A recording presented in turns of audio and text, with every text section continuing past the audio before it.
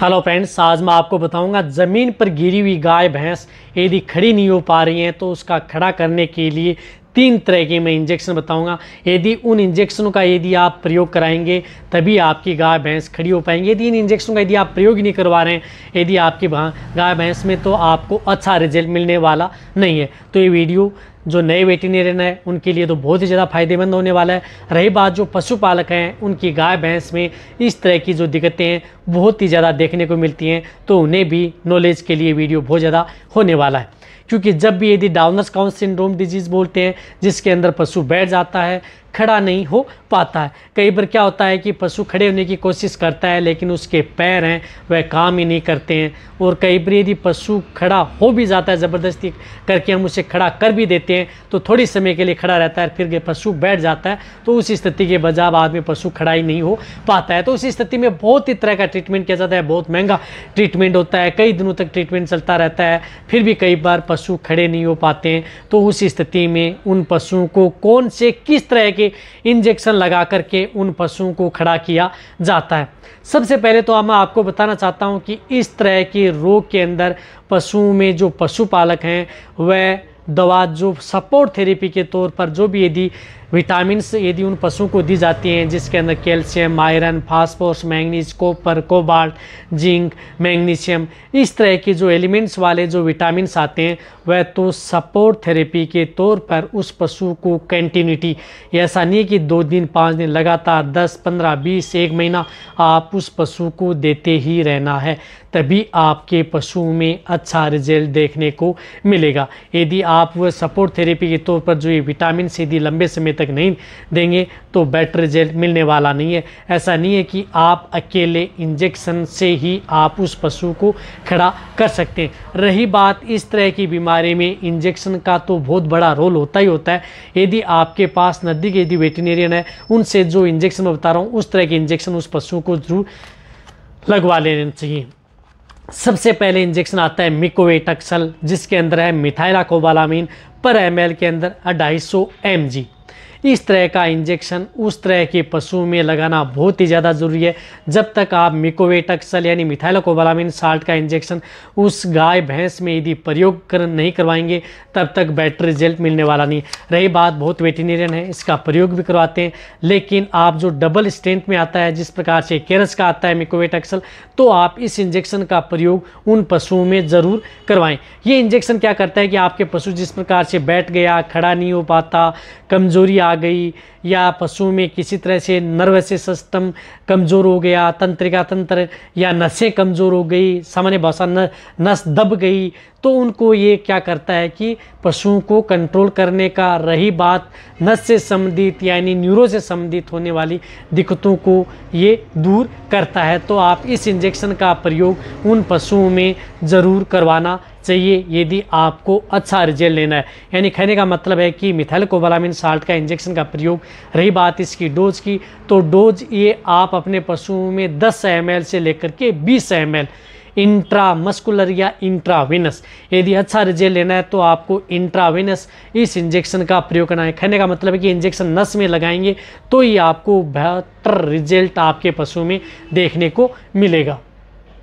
तो इस इंजेक्शन का भी प्रयोग उन पशुओं में इंट्रावेनस आप जरूर करवाएं। रही बात इसमें दूसरे इंजेक्शन का जो रोल है, उसमें है ये इंजेक्शन V5 इंजेक्शन। ये इंजेक्शन इस तरह की बीमारी में बहुत ही ज़्यादा ज़रूरी है, जिसके अंतर्गत आयोडाइज्ड विटामिन A, D3 और H यानी बायोटिन इंजेक्शन हो। ये बहुत ही अच्छा रोल है इस एंटीबायोटिक जिस इंजेक्शन का, किसका, विटामिन्स का। इसमें एंटीबायोटिक नहीं, विटामिन का इंजेक्शन है, इसका बहुत बड़ा रोल होता है जो कि आप पशुओं में करवाना है।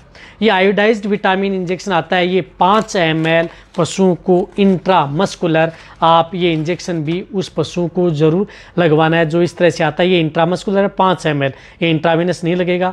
रही बात, ये इंजेक्शन क्या करता है कि पशुओं में जो कमज़ोर हो गया है, कमज़ोरी को दूर करता है। रही बात, यदि आपके पशु में किसी भी तरह की जो विटामिन की डिफिशेंसी होगी है उसको ये कंट्रोल करने का काम करता है। तो इस तरह की बीमारी में हालांकि V5 इंजेक्शन पशु में क्या काम करता है मेरे चैनल पर डिटेल से वीडियो बनी हुई है, मिकोवेटैक्सल के बारे में भी बनी हुई है, लेकिन V5 इस तरह के केस में ज़रूर प्रयोग करना चाहिए और लगभग बीमारियों में इस V5 इंजेक्शन का प्रयोग पशुओं में करवाया जाता है। रही बात ये इंजेक्शन मिलने की, तो आपको कहीं पर भी किसी भी क्षेत्र में मिल जाएगा और पूरी जानकारी लेनी है वीडियो जाकर के देख सकते हैं इस इंजेक्शन की। तो ये इंजेक्शन भी उस पशु को 5 ml। रही बात अब तीसरा जो इंजेक्शन आता है वह इंजेक्शन आता है जो केसोल जो आपको दिख रहा है, इसके अंदर साल्ट आता है पोटेशियम क्लोराइड, ये एम्प्यूल आते हैं। तो पोटेशियम क्लोराइड का प्रयोग इस तरह की बीमारी में ज़रूर करवाएं। 20 ml आप इस इंजेक्शन का प्रयोग करवाना है पोटेशियम क्लोराइड का। 20 ml ये इंजेक्शन आपको ड्रिप के अंदर भी लगवा सकते हैं, जिस प्रकार से मिकोवेटैक्सल यदि आप ड्रिप चढ़ा रहे हैं, खून में यदि आप डायरेक्ट लगा रहे हैं, तो उसमें आप केसोल पोटेशियम क्लोराइड का इंजेक्शन आता है वह भी आप इसमें प्रयोग कर सकते हैं। कहने का मतलब है कि ये 3 इंजेक्शन यदि आप उन पशुओं में प्रयोग करवाएंगे तो आपको बेटर रिजल्ट मिलेगा। इसके साथ साथ आपको और जो अदर इंजेक्शन लगा रहे हैं जिसमें फास्फोरस का इंजेक्शन भी बहुत ज़रूरी है, वह तो सभी प्रयोग करते हैं, लेकिन ज़्यादातर जो इंजेक्शन है हालांकि मिकोवेटैक्सल का भी प्रयोग करते हैं, लेकिन ज़्यादातर जो V5 और केसोल इंजेक्शन पोटेशियम क्लोराइड है उसका प्रयोग बहुत वेटेरिनेरियन है वो करते भी नहीं और जानते भी नहीं है। तो हालांकि मैंने बहुत सी वीडियो में पहले भी आपको बता चुका हूं, अब भी आपको मैं रिपीट करके बता रहा हूं कि इस तरह के इंजेक्शन का प्रयोग आपको कराना है। रही बात ये इंजेक्शन आप उन पशुओं को जिस तरह से V5 इंजेक्शन तो आप एक दिन छोड़ करके एक दिन सप्ताह में 3 बार प्रयोग करवाना है, और जो केसोल इंजेक्शन है वह लगातार 3 दिन प्रयोग करवाना है, और जो मिकोवेटैक्सल आता है ये इंजेक्शन आप उस पशु को 5 दिन 7 दिन आप कंटिन्यूटी आप उस पशु को प्रयोग करवा सकते हैं। रही बात ये इंजेक्शन तो आप प्रयोग करवाना ही करवाना है, लेकिन जो ये इंजेक्शन है यदि आपके पास नज़दीक जो वेटेरिनेरियन है उनसे ही आपको ये ट्रीटमेंट करवाना है। रही बात जो पशुपालक इस वीडियो को देख रहे हैं, तो इस तरह के इंजेक्शन यदि आपका वेटेरिनेरियन यदि नहीं लगा पा रहा है, नया है, तो आप खुद भी रख सकते हैं और उनसे लगवा सकते हैं। यदि आपके पशु में डाउनर्स काउ सिंड्रोम डिजीज़ हो गई है, पशु बैठ गया, खड़ा नहीं हो पाता है।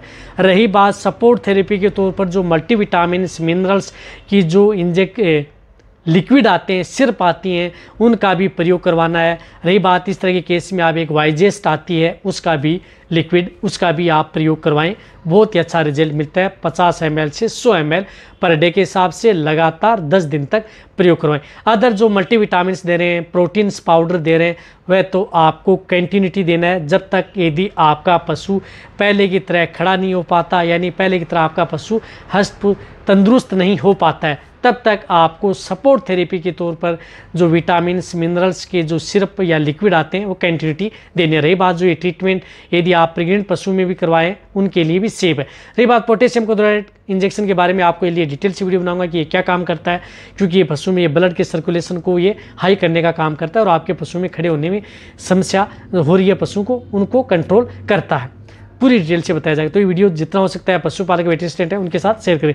इसी तरह की वीडियो आपको चाहिए, किसी भी तरह की बीमारी नीचे जाके आप कमेंट मिलेंगे, उसकी तरह की वीडियो आपको इस चैनल पर मिल जाएगी। इसी तरह वीडियो देखते रहिए। थैंक्स, धन्यवाद।